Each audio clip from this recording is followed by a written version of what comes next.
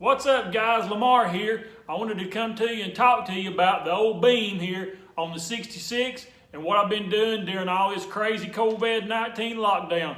Stay tuned and I'll show you what's been going on.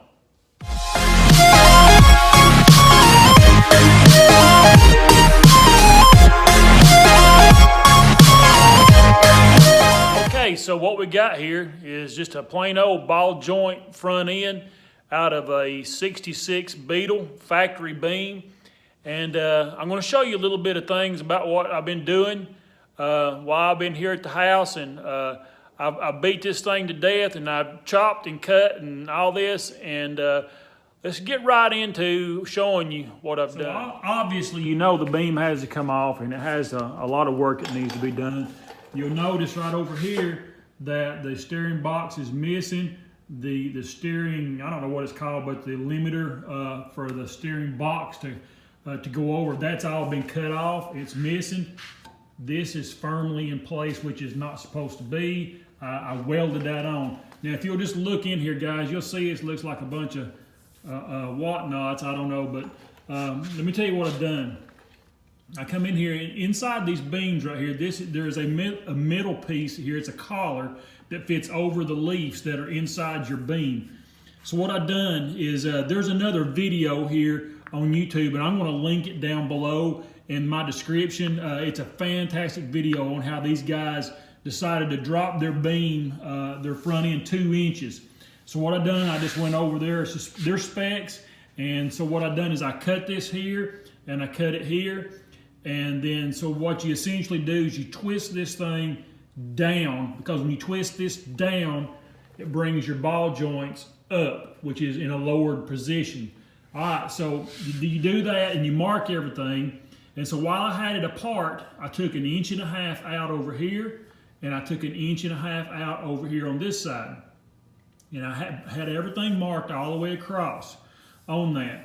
And I done it a little bit different than what the video link that I'm showing you is, because I didn't want my extra welds to be out here. So I had to cut these brackets off of both sides, and that's what this right here is.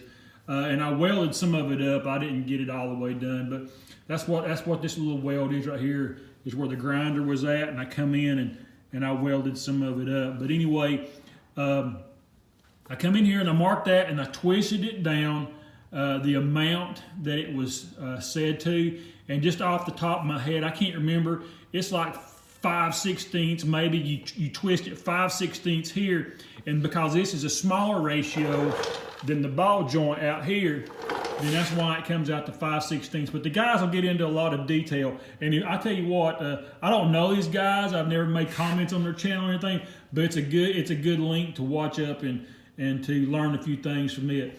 So after you get everything marked and you get everything in place, I welded a piece of angle iron to the back of it to keep everything good and straight, clamped it all down, then welded it up, and then I welded all the way around on the top and the bottom. So after I've done, we got the front hubs here, and this is the hub for the passenger side, and it spins, it's free, thank goodness, but it needs a good sandblasting. I got some penetrating oil on there. It's a Heel Cold Lube. That's a good product. I really like using it, but it penetrates real good.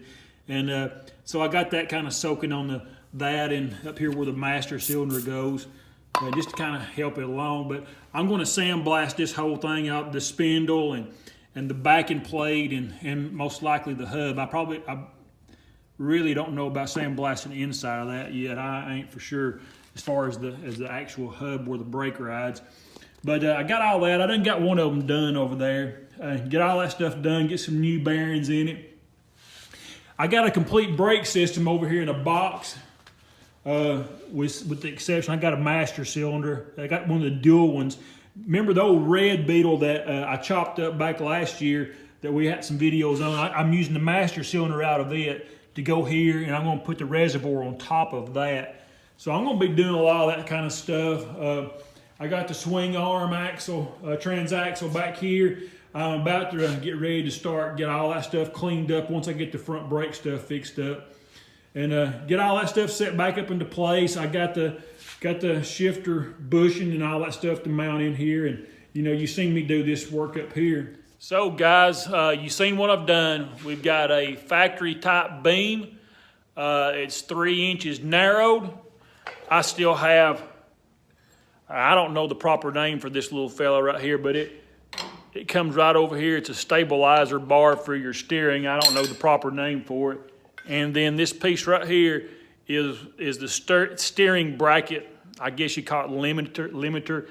That factory goes right over here. And I'm going to look once I get the steering box on to see if I can finish that up.